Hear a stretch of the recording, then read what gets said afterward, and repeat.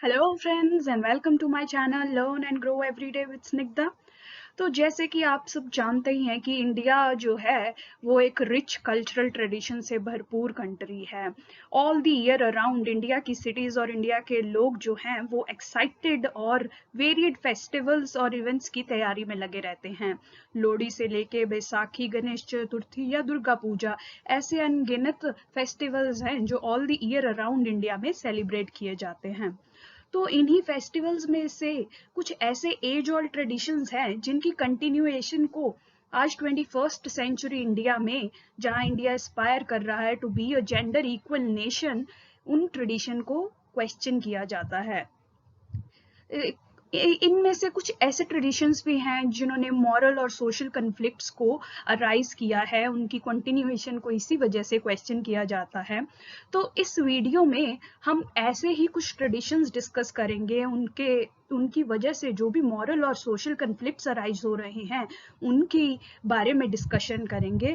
तो यहाँ पे viewer description is required here. I would पहले ही स्टार्ट करने से मैं ये कहूँगी, यहाँ मैं अपना कोई पर्सनल ओपिनियन नहीं दे रही हूँ। रादर इस डिस्कशन का इंटेंशन सिर्फ ये है कि आपको एक अलग एंगल ऐसे या आंसर राइटिंग पर्सपेक्टिव से बताया जाए। जब भी जेंडर इश्यूज के रिलेटेड आपका ऐसे या फिर जनरल स्टडीज में, एथिक्स में या सोसाइटी सेक्शन में कोई क्वेश्चन पूछा जाए तो आप उसको इनोवेटिवली आंसर कर सके। सिर्फ वो इस वीडियो का इंटेंशन है। आप देखेंगे कि सितंबर का योजना एडिशन भी नारी शक्ति या वुमेन एम्पावरमेंट पे बेस्ड है। तो उसी ही डिस्कशन में आप, उसी नोट्स में आप इस डिस्कशन को इंक्लूड कर सकते हैं अपनी आंसर्स को क्रिएटिव बनाने के लिए। So let's begin the discussion for today. तो फर्स्ट ट्रेडिशन जो हम डिस्कस करने वाले हैं वो है करवा चौथ। तो करवा चौथ आपको पता ही है, पूरे इंडिया में मनाया जा रहा है आज, यानी कि 24 अक्टूबर को। ये इसमें आपको पता है कि married women, even unmarried women निर्जला फास्ट या without even drinking water fast रखती हैं अपनी पति की लंबी उम्र के लिए। तो अब करवा चौथ जो है वो सिंबल ऑफ पेट्रियार्की कई लोगों के द्वारा कंसिडर किया जाता है। लोग कहते हैं कि इसमें फर्स्ट पॉइंट ये कंसिडर किया गया है कि विमेन को सैक्रिफाइजल बीन की तरह देखा जाता है, कि विमेन जो है सैक्रिफाइस की मूर्ति है, वो हर वक्त अपने बच्चों के लिए, अपने पति के लिए सैक्रिफाइस करती है। तो करवा चौथ में भी यही दिखाया जाता है कि अपनी पति की लंबी आयु के लिए जो विमेन है वो पूरा दिन भूखी प्यासी बैठी रहेगी। तो ये इस नोशन को फिर से हाईलाइट करता है ये त्योहार, जो कि एक पेट्रियार्की का सिंबल है। जेंडर इक्वालिटी के पॉइंट ऑफ व्यू से उतना अच्छा नहीं माना जाता जिसे। तो दूसरा पॉइंट ये भी आ जाता है कि सिर्फ विमेन ही क्यों फास्ट करें, जेंडर इक्वालिटी का क्वेश्चन कहाँ गया। जब हम जेंडर इक्वालिटी एस्टैब्लिश करना चाहते हैं इंडिया में, तो ऐसा क्यों है कि कुछ काम है जो सिर्फ विमेन, कुछ फेस्टिविटीज जो हैं वो विमेन पर ही सीमित हो जाती हैं। मेल का इस फंक्शन में सिर्फ रोल रह जाता है कि वो गिफ्ट्स दे या पैम्पर करे वाइफ को, और वाइफ का एक्चुअल रोल है खाना पीना छोड़ के वो बैठ जाए। उसके बाद थर्डली ये विमेन की चॉइस के क्वेश्चन को भी रेज करती है। देखिए, आजकल सोसाइटी मॉडर्न हो गई है, लोग अवॉइड करते हैं, विमेन जो है नहीं रखना चाहती करवा चौथ का व्रत। बट क्या सोसाइटी इस बात को एक्सेप्ट करती है? क्या विमेन को जज नहीं किया जाता इस बात पे अगर वो करवा चौथ का व्रत नहीं रखती? क्या इन लॉज इस बात से पूरे अग्रीड होते हैं कि विमेन को चॉइस है कि वो व्रत रखना चाहे या नहीं चाहे? ये सब क्वेश्चन करवा चौथ के इस त्योहार के अराउंड जो है उभर कर सामने आते हैं। But there are some cases जहाँ पे विमेन अपनी एजेंसी, यानी कि अपनी डिसीजन मेकिंग पावर को अप्लाई भी कर रही हैं। They are choosing to not fast during Karva Chauth. तो कहीं कहीं प्रोग्रेसिव भी है। बस ये आप एक पॉइंट यूज कर सकते हैं अपने आंसर्स में ये क्वेश्चंस रेज करने के लिए कि वर्किंग वुमेन की आज इतनी न्यूमरस रोल्स हो चुके हैं, उसमें वो अपने फैमिली ऑब्लिगेशंस के साथ साथ अपनी वर्क रिस्पॉन्सिबिलिटीज को कैसे मैनेज करे, इस बात पे क्वेश्चन नहीं किया जाता।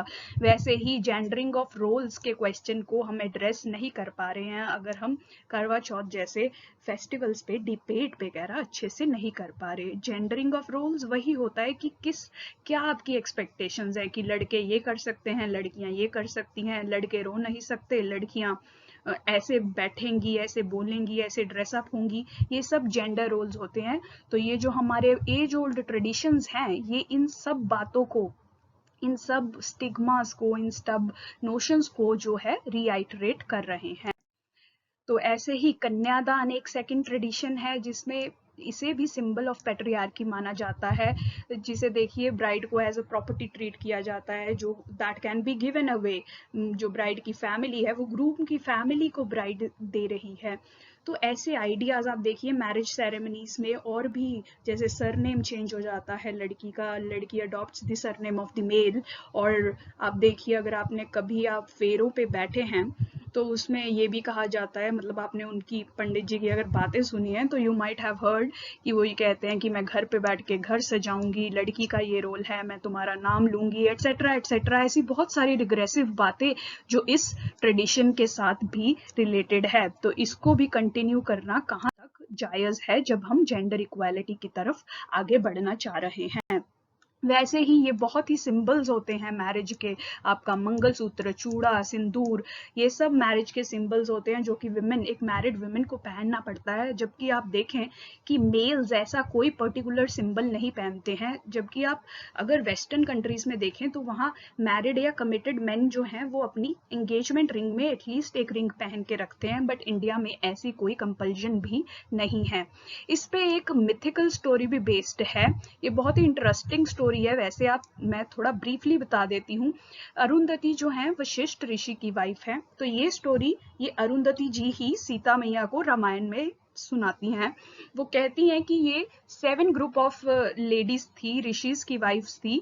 तो एक दिन जल्दी जल्दी में नहाने के बाद ये लोग भूल जाती हैं, ये मैरिड विमेन होती हैं, ये भूल जाती हैं मंगलसूत्र, सिंदूर, चूड़ा वगैरह लगाना और पहनना। अरुंधति जी को छोड़ के बाकी 6 वुमेन्स ये करना भूल जाती हैं, जिसकी वजह से ये होता है कि जो अग्नि लोड होते हैं, जब ये लेडीज बाहर निकलती हैं तो उनको अनमैरिड समझ लेते हैं बाकी 6 वुमेन को, and he makes love to them. तो जिसकी वजह से उनके जो पति हैं उनको छोड़ देते हैं, और सिर्फ अरुंधति ही होती हैं जो मैरिड वुमेन आखिर में रहती हैं और यज्ञ वगैरह में अपने हस्बैंड विशिष्ट ऋषि के साथ बैठ पाती हैं। Rest of the women are abandoned, छोड़ दिया जाता है उनके पतियों के द्वारा। तो आप देखिए ये स्टोरी ही कितनी रिग्रेसिव है कि उन्होंने सिर्फ ये सिंबल्स नहीं पहने, इस वजह से दे हैड टू सफर। तो that is why in symbols और इन ट्रेडिशंस को क्वेश्चन किया जाता है कि आज के डेट में जब इंडिया जेंडर इक्वालिटी एस्टैब्लिश करना चाहता है, तो ऐसे हम सिंबल्स, ऐसी सेरेमनीज को क्यों सेलिब्रेट करते हैं जो विमेन को नीचा काइंड ऑफ दर्जा दिखाती हैं सोसाइटी में, second citizen to the male in the society show किया जाता है। आप देखिए बहुत देर तक मिस्टर और मिसेज यूज होता रहा था। मिस्टर से आपको पता नहीं चलता कि लड़का मैरिड है या अनमैरिड है, मिसेज या मिस से आपको डेफिनेटली पता चल जाता था। तो इसकी तरफ प्रोग्रेसिव स्टेप अब उठाया गया है कि इसे मिस बना दिया गया है, ms.ms, ताकि लड़की का भी न्यूट्रल रहे जैसे मेल का होता है। नेक्स्ट जो है डाउरी की प्रैक्टिस, ये तो आप सबको ही बहुत पता है कि कितनी प्रेवलेंट है। ये देखिए रिसेंटली केरला में 3 विमेन की डेथ हुई थी इन सस्पिशियस कंडीशंस, जो कि ब्लेम किया जा रहा था कि डाउरी ही इसके पीछे रीजन है। तो देखिए ना तो गर्ल है वो अपने राइट्स के लिए स्टैंड अप होती है whenever dowry is asked from her शादी के टाइम, ना ग्रूम और उसकी फैमिली इस प्रैक्टिस को रिजेक्ट करती है। दैट इज वाई ये प्रैक्टिस भी इंडिया में आज तक चली आ रही है और विमेन राइट्स और जेंडर इक्वालिटी के अगेंस्ट स्टैंड करती है। फाइनली तो फिर अब हम क्या कर सकते हैं इन प्रैक्टिसेस को एलिमिनेट करने के लिए और जेंडर इक्वालिटी को एस्टैब्लिश करने के लिए? तो ये 4 बहुत ही इंपॉर्टेंट और मेजर स्टेप्स हैं जो हमें एज अ सोसाइटी उठाने पड़ेंगे, और एज अ गवर्नमेंट, हमारी गवर्नमेंट को फोकस करना पड़ेगा टू एस्टैब्लिश हमारा जेंडर इक्वालिटी के गोल इन दी कंट्री, हमारे सस्टेनेबल डेवलपमेंट गोल्स की भी ये कमिटमेंट है कि हम जेंडर इक्वालिटी को एस्टैब्लिश करेंगे। तो इसके लिए सबसे पहला स्टेप है gender sensitisation, specially at young age. देखिए आप बचपन में बच्चों में जो वैल्यूज और जो धारणाएं एस्टैब्लिश कर देंगे वो अपनी पूरी लाइफ वो आइडियाज और वो वैल्यूज लेके चलते हैं। तो इसलिए बहुत इंपॉर्टेंट है कि आप यंग एज में ही उनमें ऐसी जेंडर डिस्क्रिमिनेशन वाले आइडियाज एस्टैब्लिश ना करें। तो इसी कॉन्टेक्स्ट में ब्रेक थ्रू एनजीओ ने एक एक्सपेरिमेंट स्टार्ट किया है हरियाणा स्कूल्स में, जहां पे ये बोथ गर्ल्स एंड बॉयज को जेंडर डिस्क्रिमिनेशन पे बेस्ड लेक्चर्स या डिबेट्स एंड डिस्कशन में इंडल्ज करते हैं ताकि उनकी जेंडर रिलेटेड इश्यूज से अवेयरनेस बढ़ाई जा सके। तो इस एक्सपेरिमेंट में इन्होंने पाया कि बहुत ही पॉजिटिव रिजल्ट्स मिले थे राइट जेंडर सेंसिटाइजेशन के। बॉयज जो हैं वो रिपोर्ट करते हैं ज़्यादा हाउस होल्ड चोर्स में, दे पार्टिसिपेट, घर के कामों में ज़्यादा पार्टिसिपेट करते हैं and they are more willing to do घर के काम, और अपनी बहनों को भी वो इनकरेज करते हैं कॉलेज एजुकेशन या स्कूल एजुकेशन में इन्वॉल्व होने के लिए। उधर गर्ल्स में भी पॉजिटिव चेंज देखा गया था। गर्ल्स एजुकेशन को वैल्यू करती हैं, वो अपने विलेज एल्डर्स और सोसाइटी को भी कन्विंस करने की कोशिश करती हैं कि हर लड़की को, विलेज की हर लड़की को स्कूल भेजा जाए एजुकेशन देने के लिए। तो मतलब अर्ली एज पे जेंडर सेंसिटाइजेशन के पॉजिटिव इफेक्ट्स आ रहे हैं, तो हमें इस एरिया में और फोकस करते रहना है। उसके बाद अगला स्टेप है जेंडर एम्पावरमेंट का, जिसके लिए हमें ये 4 पिलर्स पे फोकस करना पड़ेगा। विमेन एम्पावरमेंट के लिए हमें एडुकेशन, उनकी हेल्थ, न्यूट्रिशन, सैनिटेशन या आप वॉश सर्विसेज कह सकते हैं। उसके बाद skill development and there employment generation. अगर इंडिया इन 4 पिलर्स पे वर्क करने में कामयाब होता है तो इंडिया की विमेन जो है बहुत ही एम्पावर्ड हो जाएंगी। इंडिया की 48% पॉपुलेशन जो है विमेन कॉन्स्टिट्यूट करती हैं, तो इंडिया की इकोनॉमी भी डबल विंग्स लगा के उड़ेगी, एक तरफ मेन और एक तरफ विमेन। तो इस तरह का प्रकार से इंडिया आगे प्रोग्रेस करेगा with women involve in its economic growth. Thirdly ये भी बहुत इंपॉर्टेंट है कि विमेन की रिप्रेजेंटेशन हो डिसीजन मेकिंग बॉडीज में, जैसे कि पार्लियामेंट, स्टेट लेजिस्लेचर्स या डिफरेंट इंस्टीट्यूशंस या फिर लोकल गवर्नमेंट्स। ऑलरेडी आप देख रहे हैं कि पीआरआईज में विमेन की एंट्री का पॉजिटिव इम्पैक्ट हुआ है। राजस्थान में ऐसी पीआरआईज हैं जहाँ पे विमेन की सरपंच होने की वजह से जो गांव की विमेन है वो आगे बढ़ के अपनी प्रॉब्लम्स पुलिस को बताने आती हैं। पुलिस की भी responsiveness towards those complaints has increased। तो इसीलिए विमेन की रिप्रेजेंटेशन होना बहुत ज़रूरी है हर जगह, पॉलिसी मेकिंग इंस्टीट्यूशंस में, ब्यूरोक्रेसी में, पुलिस में, ताकि विमेन के साथ कंफर्टेबल फील करें, उनके इश्यूज को आगे हाईलाइट करें और उनकी तरक्की की तरफ काम कर सकें। एंड फाइनली जो फोर्थ इम्पोर्टेंट पॉइंट जो हमें इंश्योर करना है वो है effective enforcement of laws specially related to gender. हर जेंडर रिलेटेड लॉ, जैसे कि prevention of prenatal and conception का डिटेक्शन, दैट मेजरली मीन्स कि सेक्स डिटेक्शन जो हमें बर्थ करते हैं उसको कंट्रोल करने के लॉ को हमें इन्फोर्स करना है। एडुकेशन, आरटीआई विमेन के लिए स्पेशली इंश्योर करना है।